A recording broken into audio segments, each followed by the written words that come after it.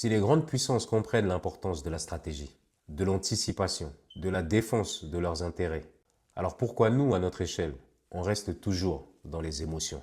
Que ce soit dans nos pays, que ce soit dans nos entreprises, que ce soit dans nos communautés, que ce soit dans nos familles, la division affaiblit. Mais par contre, la vision, elle renforce. Alors, n'attendez pas d'être dans la réaction, soyez plutôt dans l'anticipation et c'est extrêmement important.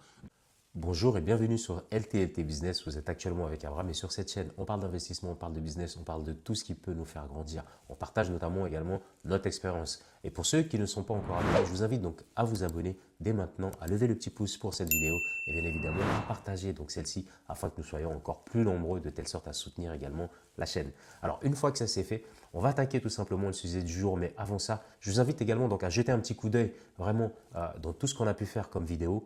Notamment, vous avez des thématiques qui vont tout simplement donc regrouper tout ce qui est agriculture, élevage, etc. On parle également d'immobilier, mais voilà, on a investi dans divers domaines. Donc, je vous invite tout simplement donc à regarder toutes les vidéos qu'il y a sur la chaîne et surtout donc à les parcourir. Alors, comme vous le savez, donc vous êtes actuellement, et je pense que pour tous ceux qui sont dans le business, dans l'entrepreneuriat, dans tout ce monde, bien évidemment, il faut prendre la température de tout ce qui se passe dans le monde. Et ça nous permet tout simplement d'être un petit peu avertis et surtout d'anticiper pas mal de choses. Donc voilà, c'est ça aussi la clé du business. Donc il faut voir, il faut s'informer, il faut prendre des informations et c'est vraiment très important. Et là, donc, on ne va pas rester silencieux, on va également parler de ça et voir un petit peu comment tout ça aboutit. Le monde traverse encore une nouvelle phase de tension. Des frappes ont eu lieu en Iran et des réponses ont suivi. Et de ce fait, les équilibres internationaux sont un petit peu fragilisés. Mais aujourd'hui, je ne viens pas pour faire un journal télévisé. Je viens tout simplement pour poser une question qui est extrêmement profonde. Quand des grandes puissances s'affrontent, qu'est-ce que ça révèle réellement? Et surtout, qu'est-ce que cela nous apprend? Et vous savez très bien que le monde fonctionne par des intérêts et non par des émotions. Chaque pays agit pour protéger sa sécurité, son influence, son économie, ainsi que son pouvoir. Et ce n'est pas une question de bien ou de mal, c'est une question de stratégie, tout simplement.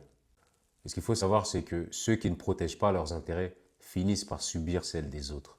C'est une réalité, notamment notre continent.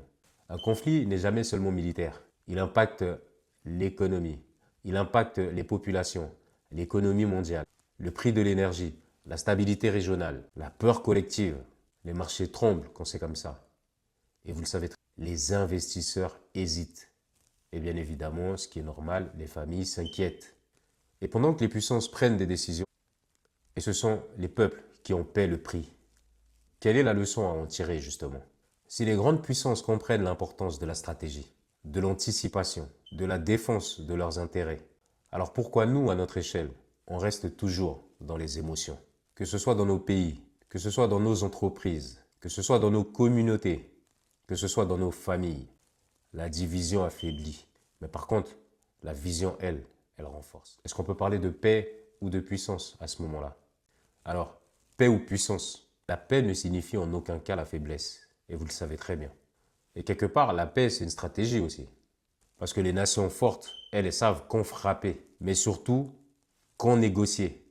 Et la vraie puissance, ce n'est pas la capacité à détruire, c'est la capacité à construire. Et vous me direz l'Afrique dans tout ça, pendant que le monde se repositionne. Que font nos pays? Sommes-nous stratégiques ou simplement des spectateurs? Un pays ne devient grand ni par la colère, ni par les slogans, ni par l'émotion. Il devient grand par la cohésion, la discipline collective. Les frappes en Iran sont un signal, un rappel que le monde n'est pas naïf. Il est structuré par des intérêts, par des alliances et par des stratégies. Et la question n'est pas seulement qui a raison. La question est, sommes-nous aussi capables de penser stratégiquement?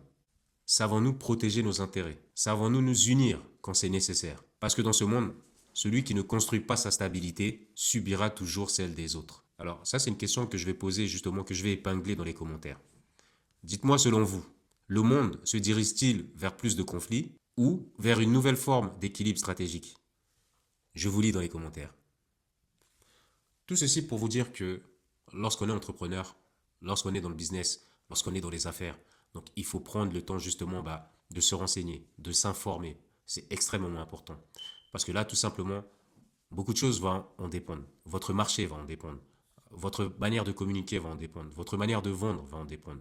Donc, lorsqu'il y a des conflits tels quels, tous ceux qui sont touchés, surtout notamment dans le commerce, tous ceux qui ont besoin de rencontrer des clients, etc., de signer des contrats, on se rend compte qu'il y a pas mal de choses qui sont paralysées. Donc ça vous permet tout simplement, lorsque vous vous informez sur ce qui se passe dans le monde, et surtout, donc prenez vraiment le temps de le faire, parce que sinon vous risquez d'être bloqué. Un bon entrepreneur, c'est celui aussi qui prend la peine de s'informer vraiment sur tout ce qui se passe, surtout lorsque ça concerne son domaine. Mais il ne faut pas oublier qu'il y a bien d'autres domaines qui peuvent impacter également le vôtre. Et donc, il est nécessaire et extrêmement important de se renseigner, de s'informer et de prendre vraiment la température de ce qui se passe, et ce, constamment. Prenez par exemple, voilà, chaque matin, ouvrez une actualité, prenez ou des applications, mais renseignez-vous un petit peu sur la partie business, sur ce qui se passe en fait dans le monde. Et il y a des journaux qui communiquent et qui sont aussi assez sérieux, qui ne sont pas là plus dans la désinformation, mais qui sont là vraiment donc, pour vous donner des informations qui sont concrètes et qui vous parlent en temps et en heure et qui vous racontent ce qui se passe. Donc prenez vraiment la peine en fait de vous renseigner par rapport à ça. C'est extrêmement important quand on est dans le business, on doit s'informer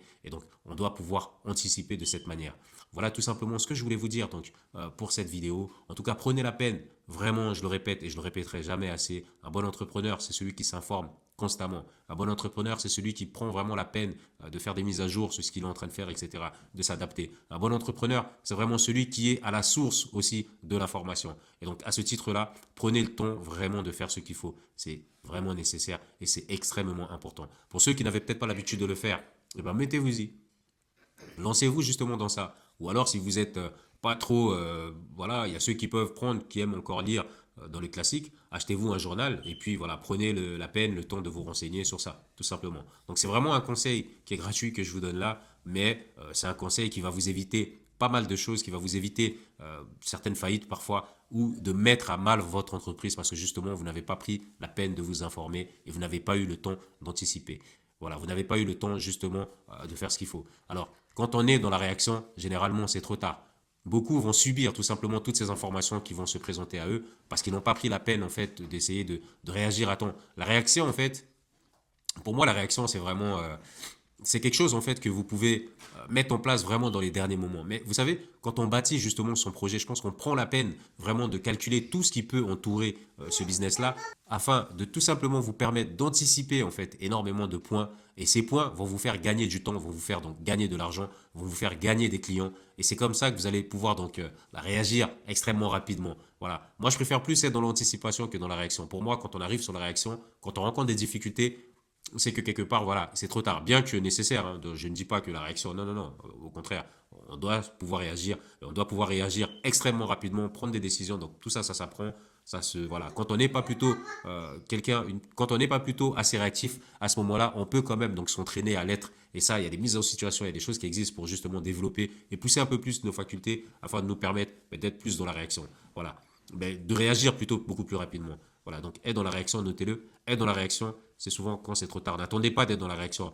Soyez plutôt dans l'anticipation et c'est extrêmement important. Mais écoutez, merci de m'avoir suivi. On se dit à très bientôt. Ciao, ciao.